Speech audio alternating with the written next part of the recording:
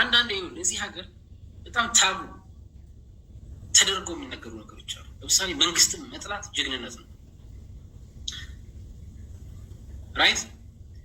መንግስትን መጥላት፣ መንግስትን መስደብ፣ ሰዎችን መዘርጠጥ፣ ሰዎችን ማጎሳቆል፣ ዝም ብሎ በብራባዶ እና በምናምን መፎከር፣ እነዚህ እንደ ጀግንነት የሚያስቆጥሩ ነው ተወስደዋል። which በጣም ኋላ ቀርነት ነው። ይሄ ያው ብዙዎቻችሁ ታውቁታላችሁ። ይሄን አሁን ንግግር የሰማችሁትን ጋሻው መርሻ ከሞገስ ጋር ባደረገው የሀሳብ ገበታ ላይ ባደረገው ኢንተርቪው ከሱ የተወሰደች ቅንጫቢ ነች እና ሙሉ ቃለ ምልልሱን ስላልሰማሁትኝ አስተያየት መስጠት አልችልም። በዚች ጋሻው በተናገራት ነገር ላይ ሁለት ነጥቦችን ማለት ፈልጋለሁ። ዩዥሊ ከስራ ስወጣ ወደ ማታ ላይ ወይም ጠዋት ልገባ ስል ነው ኢትዮጵያ ዜናዎችን ወቅታዊ ጉዳዮችን መከታተለው። ዛሬ ጠዋት ስመጣ ነው ወደ ስራ ሄድ ያየሁት። በጣም ሁለት ነገር፣ አንደኛ አንዳንድ ሰዎች ወይም አንዳንድ ቡድኖች ራሳቸው ለብዙ ዓመታት ይዘው የቆዩት አመለካከት ድክመት ወይ ችግር ካለ የኖሩበትን ነገር በኋላ ላይ ከዛ ዞር ሲሉ ወጣ ሲሉ የሌሎች በሽታ ህጸት ድክመት አድርገው ያስቀምጡታል እና ጋሻው ራሱ እንግዲህ በተቃዋሚ ፓርቲ ውስጥ ቆይቷል። እንደዚህ ብሎ አምኖ ኖሮ ከነበረ በዚህ እምነት ውስጥ ማለትም መንግስትን መተቸት፣ መንቀፍ፣ መናገር፣ መቃወም እንደ ችሎታ እንደ ጀግነት አድርጎ ወስዶት ነበር ማለት ነው እንጂ አድርዋት እንዴት ታወቀው ይሄንን ነገር ማለት ነው። ራሱ ኤክሰርሳይዝ ያደርገው ቆየና እናው ልክ የሌላው ችግር አድርጎ እሱ ግን ከዛ ሊበሬትድ እንደሆነ ነፃ እንደወጣ አድርጎ አስቀመጠ። ይሄ ግብዝነት ነው። ሁለተኛው ደግሞ ራሱ አሁን ከሶስት ቀን በፊት እኮ ነው ጋሻው እና በለጠ ሞላ እየተቀባበሉ በጣም ስድብ በስድብ እኮ ያደረጉት። የአንዳርጋቸው ጽጌ መሰለኝ መጀመሪያ የሃውስ ስሌፍ የሚባለውን ብሎ ሰደባቸው ተቃዋሚዎች። እነሱን በተለይ ይሄ ከተቃዋሚ ፓርቲ ብለው መንግስት ጋር አብይ ጋር ገብተው በሚኒስትርነት ምናምን ተሾመው የሚንቀሳቀሱትን ማለት ነው። ለሱ መልስ ሲሰጥ የቤት ውስጥ ባሪያው ማን ነው? በአቶ አንዳርጋቸው በእውነት አቶ አንዳርጋቸው ይህንን የማለት ሞራል አለውን? የውጭ ባሪያውስ ብሎ ጭራሽ ምስደውም መልስ ሰጠ። ስድብ ነው ማለት ነው። በአንድ በኩል ትልቅ ሰው ናቸው፣ ሽማግሌም ስለሆኑ ማክበር አለብኝ ይልና ከዚህ በላይ ስላቅ ስድብ አለ እንደ እጅግ በጣም ስህተት የሆነ ነገር ነው። ሁለተኛ እነሱ እኮ ራሳቸው ናቸው የባንዳ ማለት ነው። ስለዚህ ኢትዮጵያን እኮ አንድ ሰው አንድ ተቃዋሚ ባንዳም ሳይሆን ቅጥረኛም ሳይሆን ኢትዮጵያን የሚወድ በጣም የሚያፈቅር ሆኖ ልክ እንደነሱ ሊቃወም ይችላል የመንግስት ፖሊሲ። ለምሳሌ ሪሰንትሊ አብይ አህመድ መጣ የዛሬ ዓመት አካባቢ ስለ ውሃ ምናምን ሌክቸር ሊያደርገን ፈለገ። በላይቭ ቴሌቪዥን ፕሮግራም ስርጭት ላይ ስለ ባህር በር አስፈላጊነት ዳር አለ። በዚህ ወጥቶ በዚህ ወርዶ ያንዴ ኦፊሻሊ ከኢሳያስ ጋር መጣላት የጀመረበት ጊዜ ነው። ወዲያውኑ ጃንዋሪ 2024 ላይ እንኳን ደስ ያላችሁ የባህር በር አገኘን ብሎ ከሶማሌላንድ ጋር ያደረጉትን ስምምነት ታስታውሳላችሁ ተናገረ። ይኸው ምንም ዓመት ከምናምን አለፈው፣ የባህር በርም የለም ምንም የለም። ጭራሽ እንደውም ለጦርነት እየተሰናዳ ያለበት ሁኔታ ነው ከጎረቤት ሀገሮች ጋር። ስለዚህ አንድ ሰው አገሩን እየወደደ ኢትዮጵያን በጣም እያፈቀረ ኢትዮጵያ አክሰስ ቱ ዘ ሲም ያስፈልጋታል ብሎ እያመነ እኮ የመንግስትን ፖሊሲ ግን ሊተች ይችላል።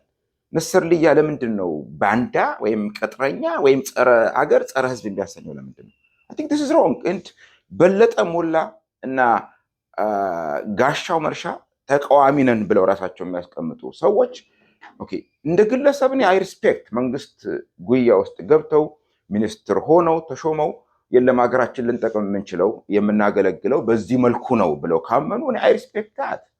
ነሰርሊ ግን በተወሰነ መልኩ የሆነ ኃጢአትም ስሜት አለ መሰለኝ፣ ጸጸትም አለ መሰለኝ። ሌላውን ግን ብድግ ብሎ ልክ እንደ ካድሬ ተልእኮ እንደተሰጠው ከሚኒስትር በማይጠበቅ ደረጃ አክቹዋሊ ባንዳዎቹ ውሃ ሽቅብ እንደማይፈሰው ባንዳም ስለ ሀገሩ ጥቅም ሊከራከር አይችልም። who is the banda to be honest ማለት ነው። በዚህ ሰዓት ላይ ኢትዮጵያን እየከፋፈለ ህዝቡን እየበደለ ተቃዋሚዎችን እየጨቆነ እያሰረ እያንገላታ ኢኮኖሚውን ገሎ ከሀገሩ ሁሉ ጋር ጎረቤት እየተናከሰ ያለን መንግስት የሚቃወም የሚተች ነው ወይንስ ከዚህ መንግስት ጋር ተቃዋሚ ነኝ ብሎ ማለት ነው? እነዚህ አብን እንግዲህ እንደ ተቃዋሚ ነው አይደል? አብን ዜማ ምናምን ራሳቸው እንደ ተቃዋሚ ነው የሚያስቀምጡት። there is no country in the world ተቃዋሚዎች ኮአሊሽን ፈጥረው ለምሳሌ ካናዳ ከአሁኑ ምርጫ በፊት ሊበራል ፓርቲው ከኤንዲፒዎች ጋር የተወሰነ አግሪመንት አድርገው ኔጎቲዬሽን አድርገው ተፈራርመው እስከ 2025 የሚቆይ በዛ መንገድ ነበረ። ማይኖሪቲ መንግስት ስለሆነ ከ50% በታች ስላለው ሲመራ የነበረው። ከዛ ውጭ ግን የኤንዲፒ ተቃዋሚዎች የሊበራል ፓርቲ ሚኒስተር ሆነው አልሰሩም፣ ውስጥ ገብተው አልፈተፈቱበት። ናው ተቃዋሚዎች ሁለቱንም መሆን ፈለጉ እኮ በሁለት ቢላ ነው፣ ሙስሊምም ነን ክርስቲያንም ነን አይነት ነገር ማለት ነው። ተቃዋሚዎችም ነን ግን ደግሞ መንግስትም ነን። you can't have it both ways actually. You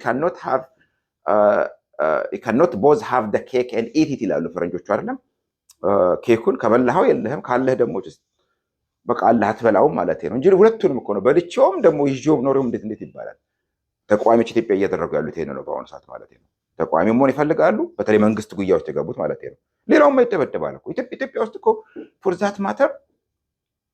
እኔ በትጥቅ ትግል አላምንም ፐርሰናሊ በፍጹም። ኢትዮጵያ ውስጥ በትጥቅ ትግል ለውጥ ይመጣል ብዬ በፍጹም አላስብም። ቢመጣም በተአምር ጥሩ ለውጥ አይደለም፣ ለኢትዮጵያ ዘላቂ መፍትሄ አያመጣም። ይኸው አየነው እኮ ኢህአዴግ መጣ አየነው፣ ደርግ መጣ በኃይል አየነው። በፍጹም ኢትዮጵያ ውስጥ በሰላማዊ መንገድ ብቻ ነው የስልጣን ሽግግር መኖር ያለበት። ይሄ ዋና ካቴጎሪካሊ በቃ በዚህ መልኩ ነው የማምነው ፐርሰናሊ ማለት ነው።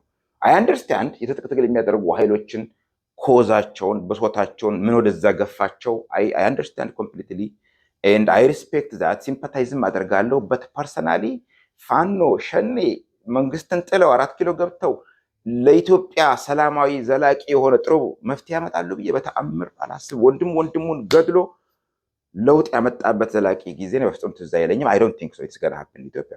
በጣም ተሴም ታማ ኢትዮጵያ ውስጥ ትልቁ ችግር ፋኖም ኦር ሸኔም ኦር 4 ኪሎ ማነው አዲስ አበባን ቁጭ ብሎ መቃወም በመንግስት አይን አንድ ናቸው። በቃ ኦኬ መንግስትን መተቸት ኦኬ። በአንድ ዴሞክራሲ ውስጥ ኦፖዚሽን ፓርቲ በጣም ኢንዲስፔንሰብል ሚንስ ዩ ካን ኖት ሊቭ ዊዛውት ኢት ኦኬ። እንደ አየር ማለት እኮ ነው። የሰው ልጅ ያለ አየር መኖር ይከብደዋል አይደለም? አየር አንችልም፣ ኦር ያለ ውሃ መኖር አንችልም። ተቃዋሚ ፓርቲ ለአንድ ዴሞክራቲክ ነኝ ለሚል መንግስት የኢትዮጵያ ህገ መንግስት ራሱ እንደዛ አይደለም እንትኑ አንደርላይንግ ፕሪንሲፕሎች እኮ በቃ መቃወም፣ ሀሳብ በነፃነት የመግለጽ የመደራጀት ኦኬ፣ መንግስትን ለመቀየር መታገል። ተቃዋሚ ፓርቲ እኮ መሆን መንግስትን ለመቀየር መታገል እኮ ነው። በሰላማዊ መንገድ መፈቀድ አለበት። በኢትዮጵያ ውስጥ ግን በሰላማዊ መንገድ የተመዘገቡ ፓርቲዎች ይታሰራሉ፣ ይፈናቀላሉ፣ ይሰደዳሉ፣ ከሀገራቸው ይወጣሉ፣ ይሸማቀቃሉ፣ ማስፈራሪያ ዛቻ ይደርስባቸው። የት አለ አሁን አብይ ከመጣ በ7 ዓመት አንድ እንኳን እኮ ከምርጫ 97 በኋላ ኢትዮጵያ ውስጥ አንድ ሰልፍ ተደርጎ ነበረ። ይሄ 250 ሰዎች ብቻ ያሉበት ዩዲጄ መሰለኝ ያዘጋጀው ባጅ ተዘጋጅቶላቸው 250 ሰው ብቻ ተሰልፈበት ይሻል ነበረ በዚህ በሰልፍ ደረጃ ማለት ነው። አሁን አብይ ከመጣ like there is unthinkable ነው actually የማይታሰብ ነው በጣም። ተቃዋሚነት ነውር፣ ወንጀል፣ ኃጢአት ሆነ። ኤንድ ተቃዋሚ ነን የሚሉ የፓርቲዎችና መሪዎች ደግሞ እነጋሻው እነበለጠ እንደገና አደባባይ ላይ ወጥተው መቃወም፣ መተቸት፣ መንግስትን መጥላት ጀግነት ተደርጎ ይወሰዳል። ኖ that is not true, that is wrong። እንደዛ የሚወስዱ ቡድኖች፣ ግለሰቦች ሊኖሩ ይችላሉ፣ ግን መብት ነው መቃወም፣ ህገ መንግስቱም ይፈቅዳል። መንግስት ግን በሰላማዊ መንገድ የሚቃወሙትንም ቡድኖች፣ ግለሰቦች ጫካ የሉትንም በአንድ አይን ነው የሚመለከታቸው። ልዩነት የለውም። ሁለቱም ይታሰራሉ፣ ይሳደዳሉ፣ ይደበደባሉ። ኤንድ ይሄንን ነገር መገሰጽ ሲገባቸው እነ በለጠ ሞላ፣ ብርሃኑ ነጋ ትልቁ የሰሩት ወንጀል አገን አይ ሪስፔክት እንዳልኳቸው መንግስት ጋር መስራታቸውን ምንም ችግር የለብኝም። ተቃዋሚነትን ግን ገደሉት ማለት ነው። ኢትዮጵያ ውስጥ መንግስትን ቼክ ኤንድ ባላንስ የሚያደርግ አካውንቴብል የሚያደርግ የሚቆጣጠር፣ የሚተች በኢኮኖሚ፣ በውጭ ጉዳይ፣ በግብርና፣ በትምህርት ፖሊሲ እየተከታተለ እያሳደደ ነው። ተሳስተሃል፣ አጥፍተሃል፣ ይህ አይደለም፣ ይሄ ነው የኔ አማራጭ ብሎ መንግስት ለመሆኑ የሚፎካከር ፓርቲ መፈቀድ አለበት፣ መንቀሳቀስ አለበት። ያንን ኮንሰፕት ገደሉት። ስለዚህ there is no ዴሞክራሲ ኢትዮጵያ ውስጥ። ሰዓቱ አለቀብኝ። ይሄ ቪዲዮ ያልታሰበ ነው። በኋላ ላይ ብዙ ኢንፎርሜሽን የዚህ ዊኬንድ ፓክድ ዊኬንድ ነው አክቹዋሊ። ብዙ ኢቨንቶች አሉ። ዛሬ ማታ ጀምሮ ሲልቨር ስፕሪንግ ሜሪላንድ የስነ ጽሁፍ ምሽት አለ፣ ዋን ቬተራን ስትሪት ላይ መሰለኝ። ነገ ቅዳሜ ፓክድ ነው። ጠዋት ዶክተር ሀረጋዊን አሰፋ ዛሬ ትገባለች፣ ዝግጅት አለን። ስፒከራችን ነች የኢትዮጵያ ማህበር። ዴን የባንቺ ራንዴቭ ሬስቶራንት 25ኛ ዓመት ክብረ በዓል አለ። ከዛ እሑድ ደግሞ ቅድስት ማርያም ቤተክርስቲያን የመጽሐፍ ምረቃ ዝግጅታችን አለ። ዴን ጋልፍ ደግሞ ቅዱስ ጊዮርጊስ ክብረ በዓል በኋላ እመለሳለሁ። ይህ ሁሉ መረጃ ኢንፎርሜሽን ይዤ መልካም የስራ አርብ ይሆንላችሁ፣ መልካም ዊኬንድ ይሆንላችሁ በያላችሁ። ብሌም በጣም ቡናሽ ደርሷል መሰለኝ። አቤት አቤት አቤት ሞልተሽዋል በጣም ኢትስ ኦኬ ሶ ያ መልካም አርብ ይሆንላችሁ። በድጋሚ መልካም ዊኬንድ ይሆንላችሁ። ነገ ጠዋት እንሮጣለን፣ ሩጫም አለ እንዳትረሱ። 260 ዶስ ሮድ ላይ እንገናኝ ለጠዋት 7